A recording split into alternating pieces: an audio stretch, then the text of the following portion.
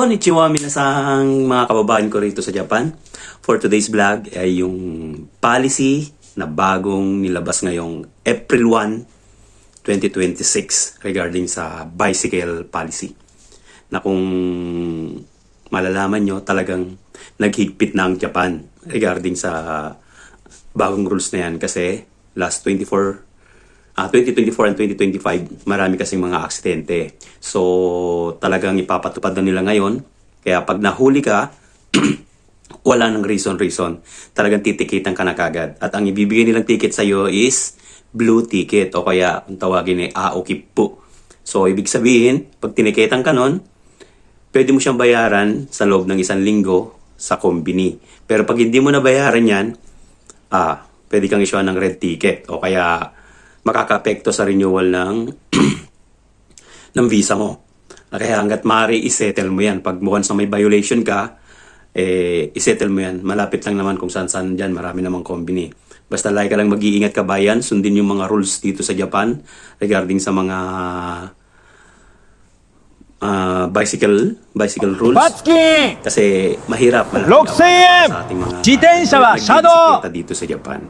Kung ikaw lang naman talaga ay yan lang ang Demo, ginagamit mo pagpasok sa trabaho, そんなの関係ない sumunod na lang sa rules. 自転車は車道 Kaya pinapatupad yan hindi para また西高の生徒が sobrang higpit nila sa foreigners, kundi pinag-iingat din tayo para huwag tayong maaksidente.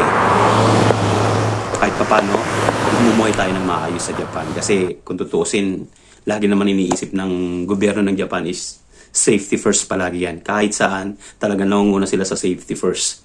Kaya mas maganda mag-ingat ka, sundin yung mga batas trapiko ng Japan. Nakita nyo yung mga fine na yan. Lalo na pag nagse-cellphone ka, nagbabike. Yan ata ang pinakamalaking fine. I think that is Ichimang Nisen, Guray, mga ganon. Tapos,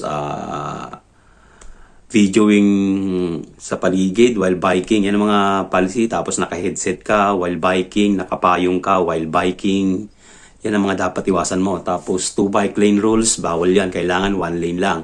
At hanggat maaari, ang daan mo, merong arrow na para sa mga may logo ng bicycle o kaya sumunod ka sa ayon ng sasakyan. Huwag na huwag kang magbabike sa daanan ng mga tao. Yan po yun. Simple lang naman ang sumunod. Huwag na tayong matigas ang ulo kasi para din naman sa kapakanan natin yan.